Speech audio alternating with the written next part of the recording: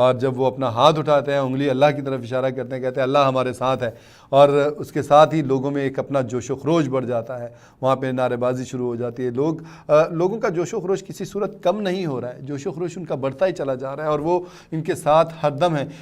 फवाद चौधरी साहब भी नज़र आ रहे हैं जी पीछे खड़े हुए हैं, वो मुख्तलिफ साथियों को हिदायत देते हुए साथ साथ हैं, और शहबाज गिल साहब भी मौजूद हैं। आज़म स्वाति साहब ने बड़ी आज दिल गिरफ्ता सी प्रेस कॉन्फ्रेंस की थी, आपने मुलाहजा फरमाई तो एक और जो इतलात मौसूल हो रही है कि शहबाज गिल साहब का नाम ECL में डाल दिया गया है। ये कुछ ट्विटर्स के ऊपर ये इतलात मौसूल है, कहा जा रहा है कि जी काबीना की मंजूरी के बाद शहबाज गिल साहब का नाम जो है वो ECL में डाल दिया गया है, वो बाहर नहीं जाना दिया जाएगा। मैं रिलेट कर रहा हूँ आज़म स्वाति साहब की प्रेस कॉन्फ्रेंस से, जब उन्होंने प्रेस कॉन्फ्रेंस की, उनके साथ जो वाक़यात हुए वो सुने, और उन वाक़यात की बिना पर ही, क्योंकि शिकार ऐसा शहबाज गिल साहब भी रहे हैं, उन्होंने भी कल खान साहब ने भी कहा था कि इनके साथ भी इंसाफ किया जाए, इनके केस को भी सुना जाए, इनका मामला भी हल किया जाए, क्योंकि ज़्यादती तो बहरहाल ज़्यादती है ना। और खान साहब अपने साथियों के साथ ज़्यादती जो है वो कतई तौर पे, हाँ अगर उनका कोई साथी डी ट्रैक हो जाता है तो फ़ौरन उसको भी कटहरे में खड़ा कर देते हैं, ये लिहाज नहीं करते हैं।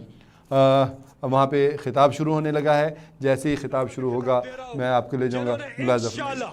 आज से चंद ही हफ्तों के बाद एक बार फिर वजीर आजम पाकिस्तान का हल्फ उठाना है, जनाब इमरान खान। बिस्मिल्लाहिर्रहमानिर्रहीम, इय्याका नअबुदु व इय्याका नस्तईन। गुजरांवाला, आज मैं सारा दिन आपके शहर में होऊंगा और अपने गुजरांवाला के बाशऊर शहरियों से मैं आज आपको आगे आने वाले वक्त का रास्ता दिखाऊंगा। गुजरांवाला, ये याद रखना कि जब तक के कौम हकीकी तौर पे आजाद नहीं होती, उस कौम की कोई दुनिया में हैसियत नहीं होती, दुनिया में इज्जत नहीं होती, उसके पासपोर्ट की दुनिया में कोई कदर नहीं होती, क्योंकि गुलाम कौम ऐसे है, जैसे मौलाना रूमी ने कहा था इंसानों को कि अल्लाह ने जब तुम्हें पर दिए हैं, अल्लाह ने जब तुम्हें परवाज के लिए पर दिए हैं, तो क्यों चूंटियों की तरह जमीन पे रेंग रहे हो?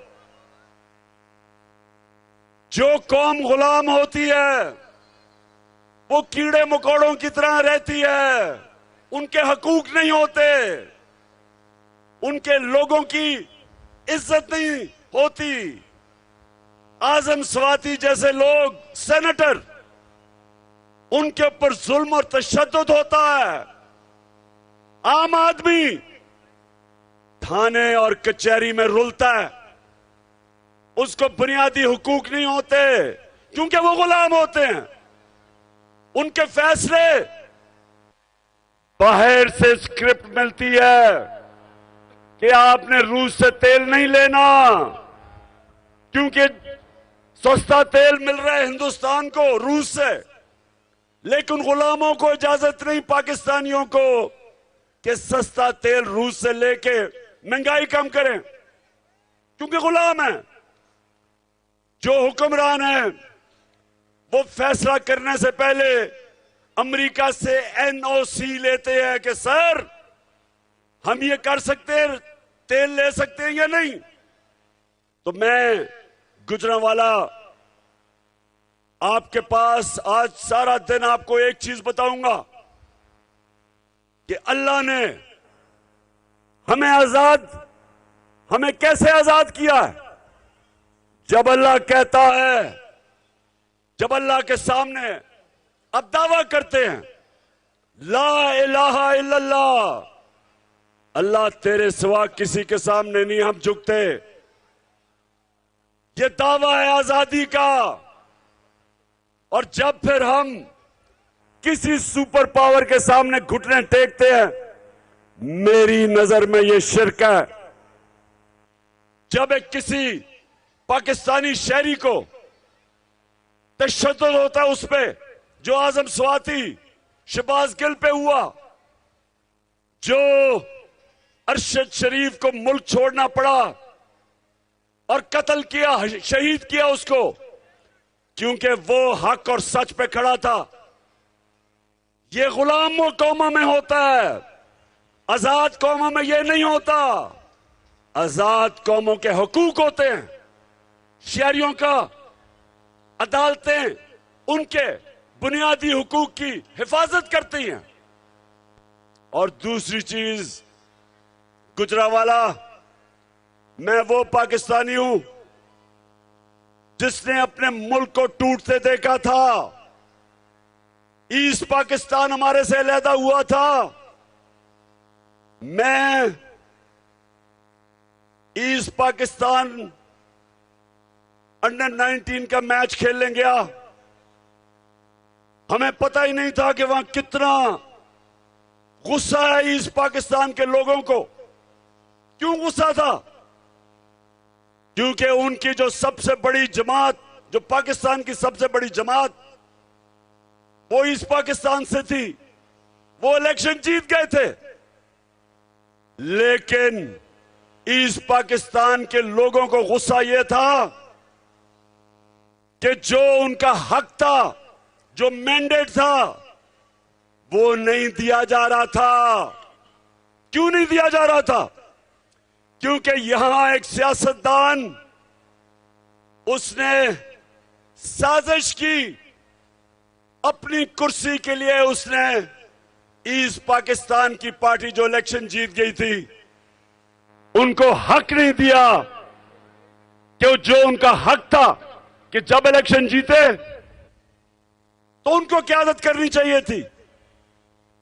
वो उस सियासतदान ने पाकिस्तान की फौज को उस पार्टी के खिलाफ खड़ा कर दिया और नतीजा ये हुआ कि पाकिस्तान टूट गया, हमारा मुल्क आधा हो गया।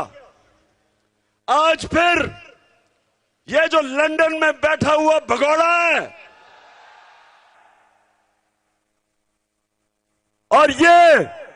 और इस मुल्क की सबसे बड़ी बीमारी जरदारी, ये दोनों डाकू मिलकर कोशिश कर रहे हैं कि पाकिस्तान की सबसे बड़ी जमात, उसको मुल्क की इस्टेब्लिशमेंट के खिलाफ खड़ा करें। इस्टेब्लिशमेंट को, फौज को बड़ी जमात के खिलाफ खड़ा करें। यह साजिश है, यह मुल्क के खिलाफ साजिश है। और सुन लो, हम इमरान खान की जीना मरना पाकिस्तान में है। इमरान खान ने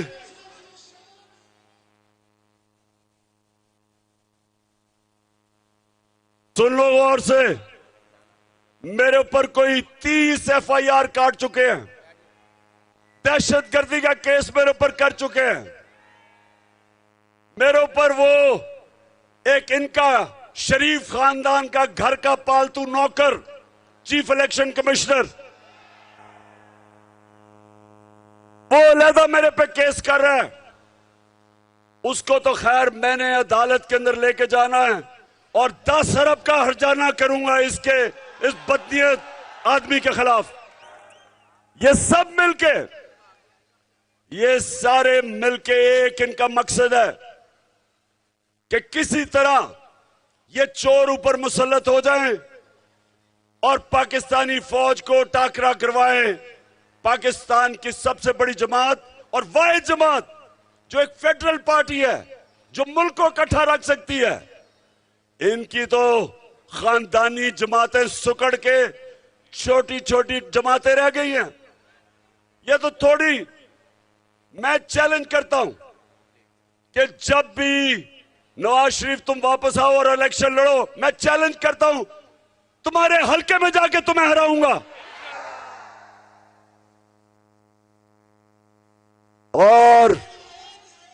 और जरदारी तुम और तुम्हारा देसी वलैती बेटा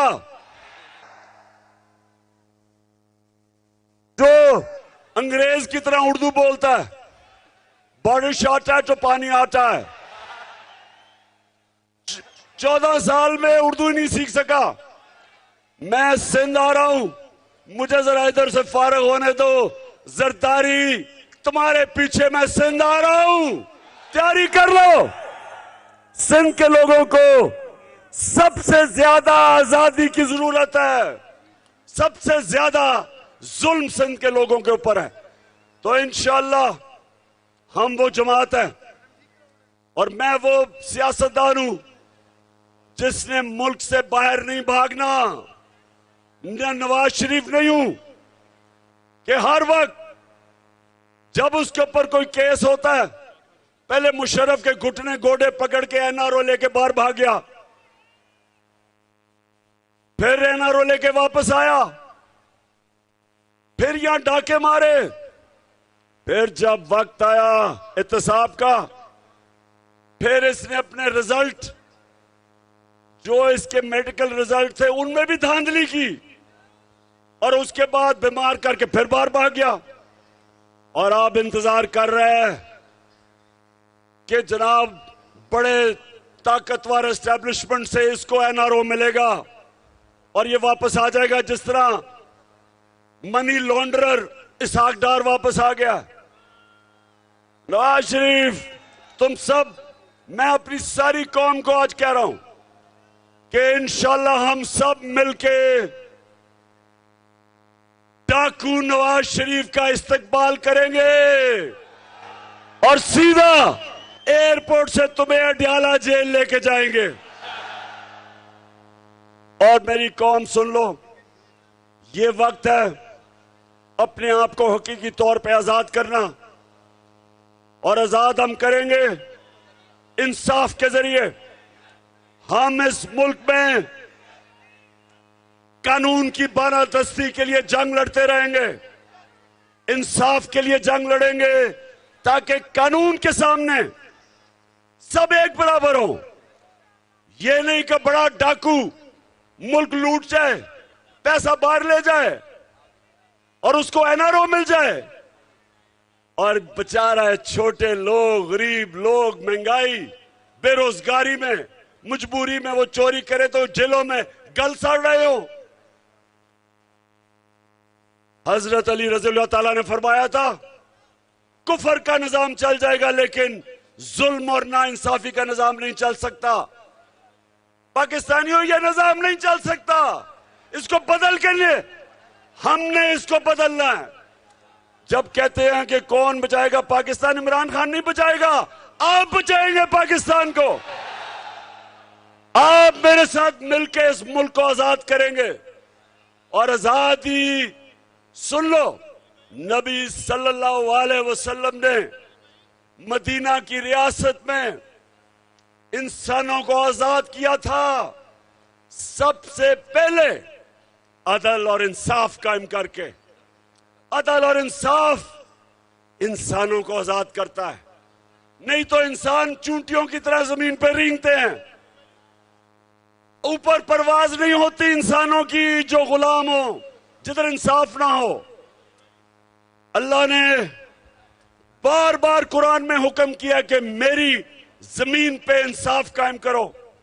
ये इंसाफ नहीं है कि आजम सवाती 75 साल के सेनेटर को तशद्दुद करो, जेल में उसके घर में जाके उसकी पोती और पोतियों के सामने उसको मारो, उसके कपड़े उतारो, उसको जलील करो, उसके ऊपर तशद्दुद करो।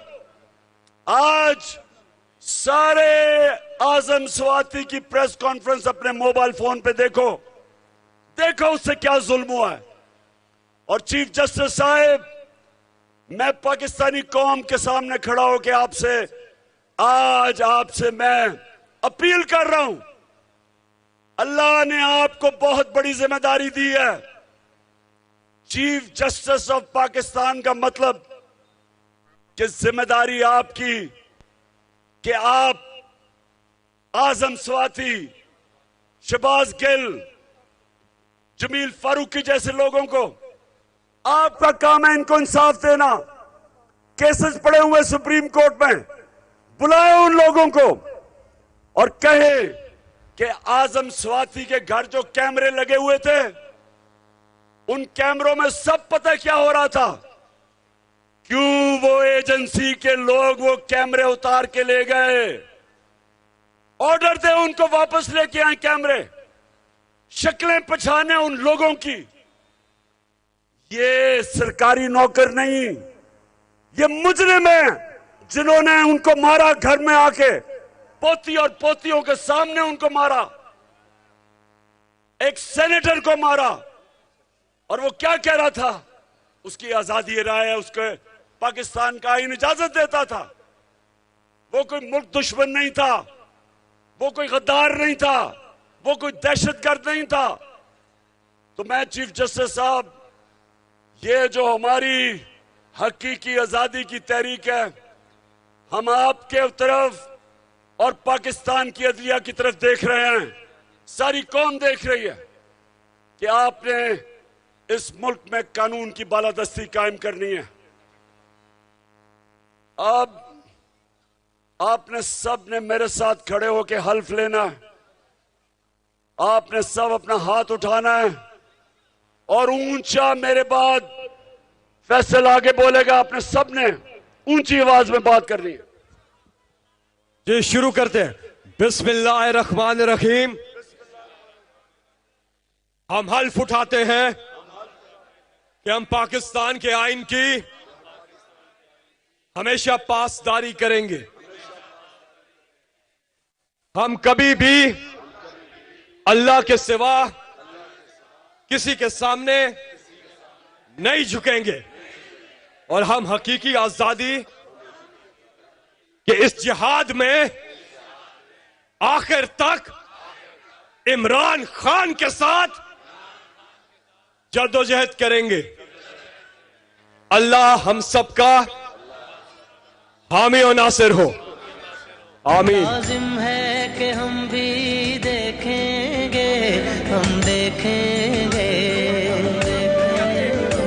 वो दिन के जिसका वादा है, हम देखेंगे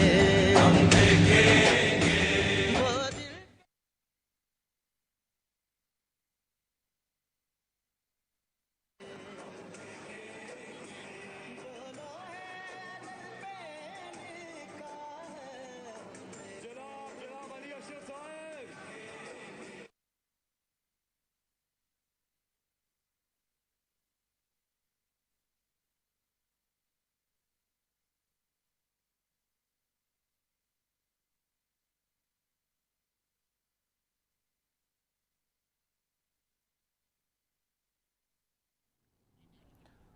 खान साहब ने ऐलान किया कि आज का दिन वो गुजरांवाला में ही गुजारेंगे। मतलब गुजरांवाला के मेहमान बन गए हैं खान साहब, उनको गुजरांवाला वालों की मेज़बानी पसंद आ गई है। उन्होंने कहा है जो इतनी मोहब्बतों का सबूत दे रहे हैं तो उनके साथ एक दिन गुजारना तो बनता है। कल ही उन्होंने ऐलान किया था कि मैं कल सारा दिन यहाँ पर गुजारूँगा और आज भी आके उन्होंने सबसे पहले यही बात की है कि मैं आज का दिन यहाँ पर गुजारूँगा। और इसके बाद सब लोग यहाँ पर मौजूद हैं, उन्होंने तकरीर की है, ख़िताब किया है सबको मुखातिब करते हुए। ख़ास तौर पे मियां नवाज शरीफ को उन्होंने चैलेंज किया है। उन्होंने कहा कि आप अगर अपने आप को बहुत ज़्यादा समझते हैं कि आप लोगों में मकबूल हैं तो आप यकीन करें आप मकबूल नहीं हैं। और उन्होंने वाज़ेह तौर पे कहा कि मैं आपको, अगर आप आते हैं तो आपके हलके से इलेक्शन लड़के आपको हरवाऊँगा, आपको बिल्कुल इलेक्शन जीतने नहीं दूँगा, आपको अपनी मकबूलियत का पता चल जाएगा। और इसके साथ साथ मैं ये भी बताऊं कि उन्होंने जरदारी साहब को भी मुखातिब किया, उन्होंने कहा कि आपका बेटा 14 साल से यहाँ पर उर्दू ही नहीं सीख सका। हालांकि 14 साल कोई छोटी मुद्दत नहीं होती है, कम मुद्दत नहीं होती है। वो कहते हैं साफ नज़र भी आता है कि वो एक्ट करते हैं अब अपने आप को अभी भी फॉरनर होने का। एक बंदे का बचपन गुजरा, जवानी गुजरी, 14 साल बहुत बड़ा अरसा है। हम कोई यहाँ से देहाती भी अगर किसी बैरून मुल्क जाता है, सऊदीया चला जाता है या किसी यूरोपियन कंट्री चला जाता है या अमेरिका चला जाता है तो वो वहाँ की जो ज़ुबान है वो सीख जाता है। ऐसा नहीं होता कि वो नहीं सीखे। और ये तो माशाल्लाह से पढ़े लिखे और पुराने सियासतदान, घाक सियासतदान हैं, सीखने की इनमें बहुत ज़्यादा अहलियत होनी चाहिए। बरकत खान साहब ने कहा कि जी उनको उर्दू नहीं है। आपने देखा है कि हमेशा की तरह, जैसे मैं कल भी कह रहा था कि जिस दिन से ये शुरू हुआ है लॉन्ग मार्च, हमने जो लिबर्टी चौक में रश देखा था वो भी बेपनाह था। और फिर जब दाता साहब के इख्तिताम पजीर और शादरा से फिर अगले दिन जब लॉन्ग मार्च शुरू हुआ तो वहाँ पे तादाद दुगनी हो चुकी थी। और जब बाकायदा कामोगी से कल ये रवाना हुआ था क्राउड, तो फिर उस वक्त तो सरों का समंदर था। कम से कम बेश कोई 20 लाख के करीब वहाँ पर लोग मौजूद थे। ये मेरा अंदाज़ा है, हालांकि इससे भी ज़्यादा कहा जा रहा है कि लोग हैं, तो मैं एक मुहतात अंदाजे के मुताबिक आपको बता रहा हूँ, हालांकि तादाद इससे कहीं ज़्यादा है। सरों का समंदर है। आप अभी देख रहे हैं, आपको ड्रोन से मनाजिर दिखाए जा रहे हैं। जो लोग कहते हैं कि नहीं जी कोई ऐसी बात नहीं है, थोड़े से लोग थे, अभी भी आपको ताहद्दे निगाह अभी गुजरांवाला में ही मौजूद हैं, आज यहीं पर रहना है। इमरान खान साहब ने वाज़ेह तौर पर ऐलान कर दिया और यहाँ पे ताहद्दे निगाह जहाँ तक आप देख सकते हैं, ड्रोन की ऊंचाइयों पर जाने के बाद भी आपको बिल्कुल वाज़ेह तौर पर नज़र आ रहा है कि लोग बड़ी तादाद में यहाँ पर मौजूद हैं। और लोगों का ये जमे गफ़ीर साफ़ तौर पे बता रहा है कि वो निकल आए हैं पाकिस्तान की खातिर हकीकी आज़ादी लेने के लिए। एक मैं आपको बताऊं कि एक छोटी सी हम ब्रेक लेंगे। ब्रेक के बाद गुजरांवाला में ही इमरान खान साहब हैं, लॉन्ग मार्च के शुरा वहाँ पर मौजूद हैं, हम भी आप भी वहीं पर ही रहेंगे। आप हमारे साथ ही रहिएगा।